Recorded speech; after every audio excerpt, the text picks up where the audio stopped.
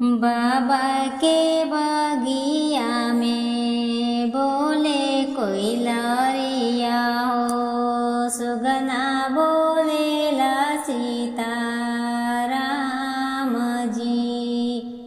बाबा के बगिया में बोले कोई लरिया हो, सुगना बोलेला सीता राम जी। मड़वा में बैठेला दुल्हा श्री रामचंद्र, जोड़वा धूमिल होई जाए जी। मड़वा में बैठेला दुल्हा श्री रामचंद्र, जोड़वा धूमिल होई जाए जी।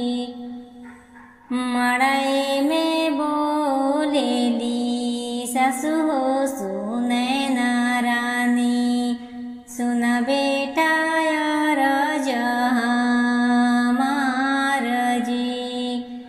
मड़ई में बोलेली सासु हो सुनैना रानी, सुन बेटा यार हमार जी।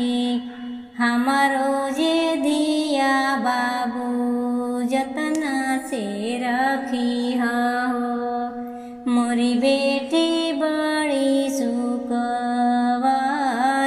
जी। हमारो जे दिया बाबू जतना से रखी हो, मोरी बेटी बड़ी सुकवार जी। तोहरो जे बेटी सासू जतना से रखबो, रखबो नयनवा के बीच जी। तोहरो जे बेटी सासू जतना से रखबो, रखबो नयनवा के बीच जी। ठाढ़ चिरौजी के भोजन करइबो, कड़ुआही तेल स्नान जी। ठाढ़ चिरौजी के भोजन करइबो, कड़ुआही तेल स्नान जी। सुरभिनी गैया के दूधवा पियइबो, दहिया खियइबो साढ़ीवाल जी। सुरभिनी गैया के दूधवा पियइबो, दहिया खियइबो साढ़ीवाल जी। तुहरो जे दिया सासू जतना से रखबो, चुनरी धूमिल नाही होए जी। तुहरो जे दिया सासू जतना से रखबो, चुनरी धूमिल नाही होए जी। राम जे सीता मांगे सिंदूरा लगावेला, अब सीता भइली पराई जी। राम जे सीता मांगे सिंदूरा लगावेला, अब सीता भइली पराई जी। रोई रोई सीता जी डोलिया में बैठे हो, नैना चुवेला आस जी। रोई रोई सीता जी डोलिया में बैठे हो, नैना चुवेला आस जी। एक को सगैली सीता, दूसर को सगैली हो, तीसरे में लागेला पियास जी। एक को सगैली दूसर को गईली हो।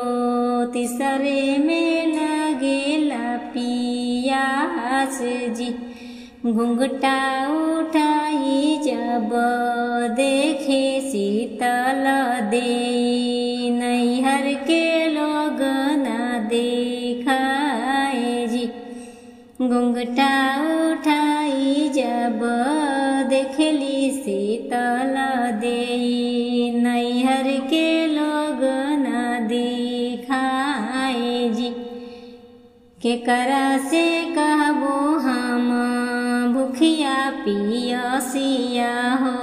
केकरा से दिलावा के बात जी, केकरा से कहबो हम भूखिया पियसिया हो।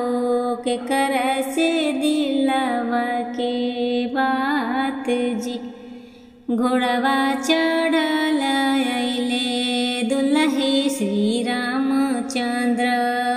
सीता के लगे समझावे जी, घोड़वा चढ़ल अइले दुल्हे श्री रामचंद्र।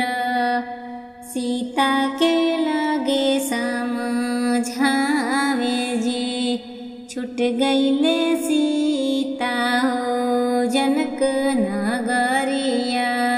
छूट गईले नैहर के लोग जी, छूट गईले सीता हो गौआ नगरिया। छूट गईले नैहर के लोग जी, छूट गईले सीता हो जनक नगरिया। छूट गईले नैहर के लोग जी, अवध नगरिया सीता तोहरी नगरिया हो। ससुरे के लोग तोहरे लोग जी, अवध नगरिया सीता तोहरी नगरिया हो। ससुरे के लोग तोहरे लोग जी, हमरे जे अम्मा सीता जनिहे तोहरे ने भूखिया हो। बहनी जे जनी है पियास जी, हमरे जे अम्मा सीता जनिहे तोहरे ने भूखिया हो। बहनी जे जानी है पियास जी, देवरा के साथे सीता हसिहा बतियाइया हो। हमरा से कहिया दिल के बात जी, देवरा के साथे सीता बोलिहा बतिया।